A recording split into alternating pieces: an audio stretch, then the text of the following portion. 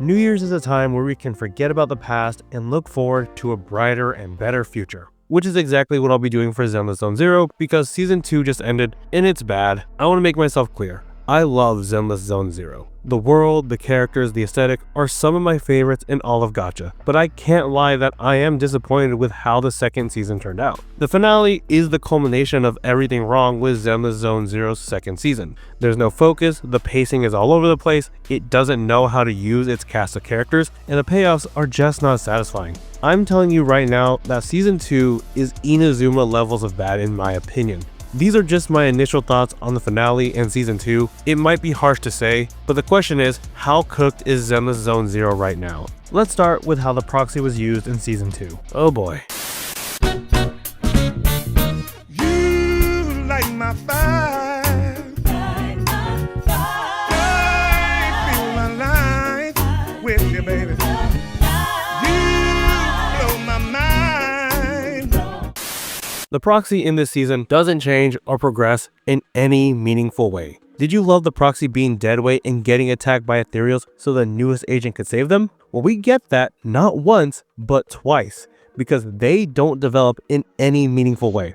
They still have zero survival awareness, and I get why this happens. The game wants you to show off how cool the new character is. This is something they've done since Season 1, but by now, it's just tiring to watch the main character walk into a room, fail their perception check, and get jumped. If the devs want the proxies to go into the hollows personally, that's fine. I actually don't mind that. Some people may not like it, but I don't have a problem with that. My problem is that I just want them to feel competent because right now, they aren't. They do the most basic proxy navigation and hacking, and that's it. Back in Season 1, there was a scene where the proxy was able to escape a hollow without any help from Fairy or the HDD.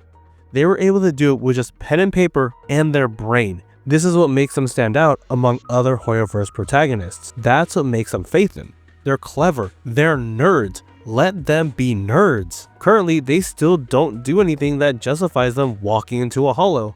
I know that they can control either, but what we get is mostly them moving boxes. This whole arc was for Phaethon to help train them to be better equipped for going into the hollow, but it doesn't feel like that they've actually progressed. By the end of the season, it doesn't feel like the proxy has gotten any closer to understanding the nature of their eye implants or how they work. In fact, they even encounter a new problem with their eyes, which is exactly the same way it ended in Season 1. They don't make any progress. They end in the same place that they started. Even the new information that we learned about Carol isn't satisfying because it's only vague answers. We don't really get anything new. By the end of Season 1, we know that she's involved with the fall of the old capital. By the end of Season 2, we learn that she might have been involved with the fall of the old capital. We get some hints about what she was researching, but we still don't know what it was. I also miss when Belle and Wise interacted more as siblings. In every Hoyoverse game, there's a core group of characters. In Genshin, the Traveler has Paimon, Star Rail has the Astro Express, and in Zenless Zone Zero,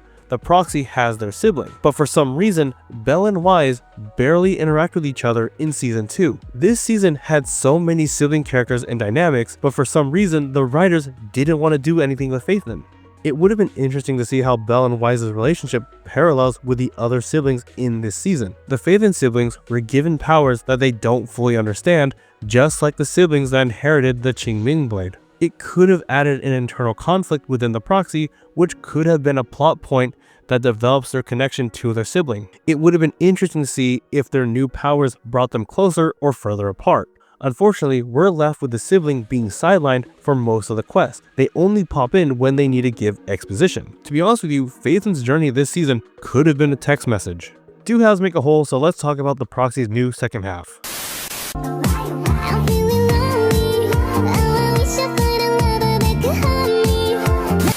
Shunguang is the focus of the finale, and it was so disappointing. Guys, I love her design. She has some of the best animations, her paid skin is peak, and she's meta. But they sold so hard on her writing. This chapter shows that she really should have been introduced sooner. Do you remember how people lost their minds about Firefly simping for Kalis? Or how some people are currently losing it over Columbina? I'm telling you right now that those two have got nothing over Shunguang. For the record, I don't mind some of the waifu bait writing in gacha games. It's par for the course, and sometimes it can work. But for Shunguang, it's just so blatant and poorly written. To some extent, I can understand why she likes the proxy so much, It's spelled out pretty clearly. At a young age, she was chosen to wield the Qing Mean Sword, which meant that people were going to be worried about her. She was isolated in the mountains for a long time, and everybody around her was overly protective. The proxy is the first friend that she makes that's around her age, but more importantly, is the only person that respects her wishes and lets her make her own decision. They're the only ones that make her feel like she has autonomy. The core of their connection makes sense, and if the game had given them more time to develop and slowly build up that relationship, I wouldn't have a problem. But it feels like that we went from confidant rank 3 to 10 in record time. Personally, I think this could have benefited from more of a slow burn. The amount of times that the game will go wink wink nudge nudge, did you know that she has a crush on the proxy, is just absurd. I'm not exaggerating either. Multiple characters will hint and point out that the proxy has a special connection to Shunguang. You're not usually this persistent. Is it because of what you've been through lately? Or have you met someone special who's made you start questioning things? Shunguang really adores you, you know. Having you by her side will make her feel so much better. She loves you, you know. The same way she loves Yixuan, her brother, and all her precious little friends. No, maybe even more than that. Like, I get it, she likes the proxy. The first time was enough. Her whole marketing campaign was about her and the proxy, a girl that the proxy met maybe a couple weeks to a month ago. It's to the point where it's the defining characteristic of her character. Not even Vivian was this much of a simp, because at least she had fleshed out relationships with characters outside of the proxy like Hugo or Dina. Again, I want to be fair here, she does have interactions with Yixuan and her brother, but they get overshadowed by the proxy. There's even one scene that shows that she has a deeper connection to the proxy than we thought. And I'm going to be honest with you, it just doesn't work for me. For me, it came off as cliche. Like, seriously, that's why she likes Osmanthus? Just so I'm not being completely negative, I do like her alternative self. Her alternate self is a manifestation of some of her innermost thoughts and desires, and it does give some more dimensionality to Shunguang. There are good ideas to her character, but the game tries too hard to ship her with the proxy, and it just overwhelms every other characteristic of her. In our dreams, how deep before we all fade away?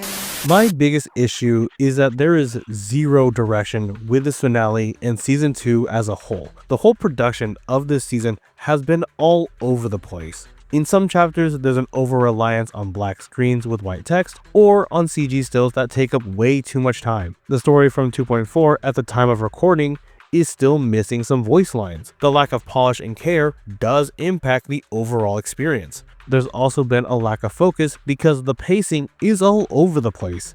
The finale felt like it was rushing and dragging at the same time. This is also the problem with mixing character quests with main story content. There were so many times where the story stops so the character can monologue about melodrama. There was a moment where we learn about Zhao's past and why she has this worldview where your worth is tied to your monetary output. In a vacuum, it's fine, but the way that was implemented into the story was really poorly done. Most of the cast wasn't used properly either. They try to do the whole Avengers Assemble moment again, but it just falls flat. The other characters from this season felt largely irrelevant. In season 1, there was a whole conspiracy with Bringer, Perlman, and Sarah that tied all the factions together.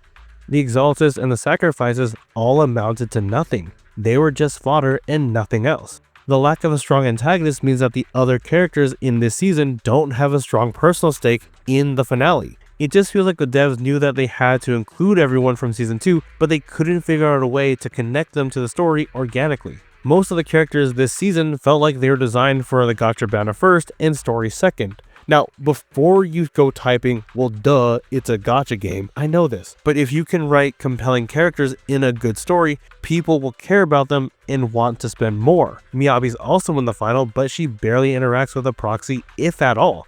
They laid out so much of the groundwork for Miyabi and the proxy to be close friends and confidants in season 1, but they don't do anything with it. Remember, Miyabi and the proxy are both trying to figure out the truth about the fall of the old capital. She shows up when the plot needs her and leaves when it's done with her. This is a problem because the same thing is happening with Shunguang. The story is establishing a deep connection between the two, and they promise to never forget each other. But with the way the story direction is going, by the time we get to 3.0, the proxy is just going to move on to the next major banner character.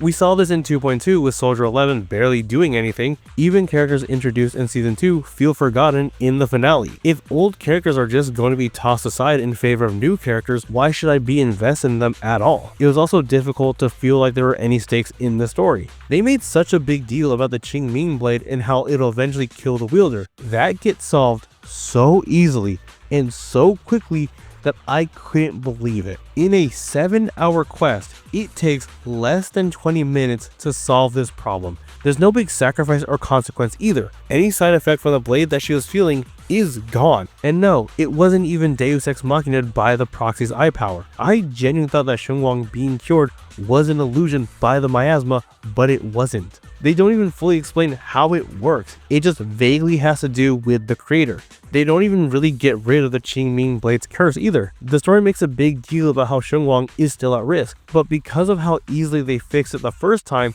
it feels like there really isn't much of a risk anymore. The reason why this matters is that Shunguang and the proxy both give speeches about hope and courage, and while I like it, the lack of any meaningful struggle means that this speech doesn't land for me. Now, I don't want to be a doom poster or a hater. I strive to be something more than your dime a dozen slop gotcha content creator, because there were some good parts to this finale and to the season as a whole. This chapter did expand on lore with the Qingming sword and with the Void Hunters, particularly with Lady Sunbringer. I also like the antagonist at the end. There's a new villain at the end of the quest, and he's unironically the most fleshed out main story antagonist that we had so far. Though, to be fair, compared to Sarah and Bringer, that isn't so difficult. Yishuan is also a good character in this chapter. There's a moment where he's able to express all of his problems that he has with Yonghui Summit. Yonghui Summit has been doing some shady stuff behind the scenes, and he calls him out on it. I liked it. It was a good scene. I also like how Season 2 introduces more cinematic moments like with QuickTime events. We also get hints about future areas in New Eridu, so I'm excited to learn more about that. This patch also brought back lore items,